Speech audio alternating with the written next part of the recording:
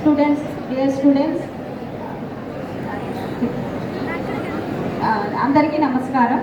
So anti drug convener మా కాలేజీలో మార్చ్లోనే start అయింది.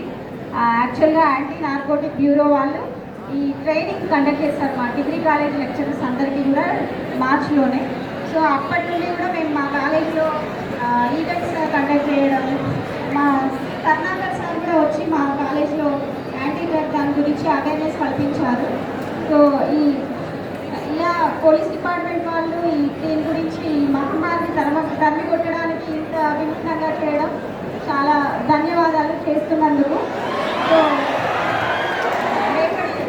నేటి వాళ్ళనే రేపటి పౌరులు. సో మీరందరూ మనిషి ఉంటేనే నెక్స్ట్ మన ఇండియా భవిష్యత్తు బాగుంటుంది.